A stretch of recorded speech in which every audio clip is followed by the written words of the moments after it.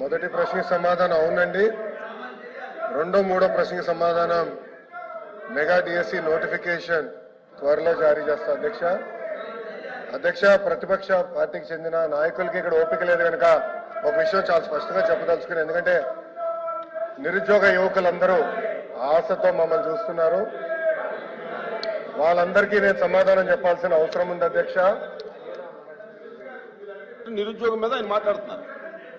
కూర్చోండి, మీరు కూర్చొని వినండి. మినిస్టర్ కన్సర్న్ డిఎస్సి విషయం నేను చెప్తున్నాను, మీరు ప్రశ్న సమాధానం చెప్తున్నారు. 1 minute సార్.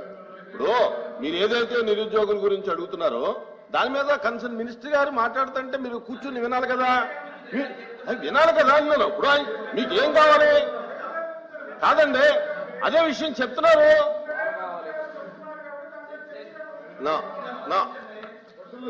అధ్యక్ష, డిఎస్సి అనేది మీరు ఒక్కసారిగా చూస్తే గత ప్రభుత్వం ఒక్కసారి కూడా 5 సంవత్సరాల్లో ఒక్క డిఎస్సి కూడా వేయలేదు. ఎందుకు వేయలేదో వాళ్ళు సమాధానం చెప్పాలి అధ్యక్ష. అధ్యక్ష, డిఎస్సి విషయంలో ఒకసారి చూస్తే అధ్యక్ష, ఉపాధ్యాయుల నియామకంలో ఇప్పటికీ 1994 నుంచి చూస్తే అధ్యక్ష 2,60,194 పోస్టులు భర్తీ చేశాం అధ్యక్ష. దాంట్లో అధ్యక్ష తెలుగుదేశం పార్టీ అధికారంలో ఉన్నప్పుడు 1,80,272 పోస్టులు భర్తీ చేస్తాం జరిగింది అధ్యక్ష. అంటే 70% టీచర్ పోస్టుల నియామకం ఒక తెలుగుదేశం పార్టీ హయాంలో జరిగిందని గౌరవ సభ్యులు ముందర తెలుసుకోవాల్సిన అవసరం ఉంది అధ్యక్ష. అధ్యక్ష, మీరు చూస్తే గౌరవ ముఖ్యమంత్రి గారు కానివ్వండి, నేను కూడా మంత్రిగా బాధ్యతలు స్వీకరించినప్పుడు డిఎస్సి పైన తొలి సంతకం పెడతాం జరిగింది అధ్యక్ష. దాంట్లో భాగంగా 2/7/24కి టెట్ నిర్వహిస్తాం జరిగింది. 4,27,000 మంది అప్లై చేశారు.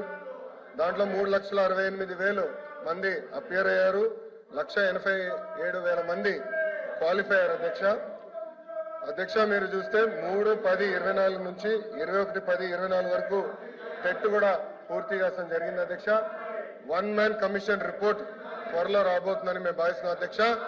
ఎట్టి పరిస్థితుల్లో మార్చి నెలలో డిఎస్సి నోటిఫికేషన్ ఇచ్చే బాధ్యత మన ప్రభుత్వం తీసుకుంటుందని నిరుద్యోగ యువకులకి ఈ సభ సాక్షిగా నేను హామీ ఇస్తాం జరుగుతుంది అధ్యక్ష.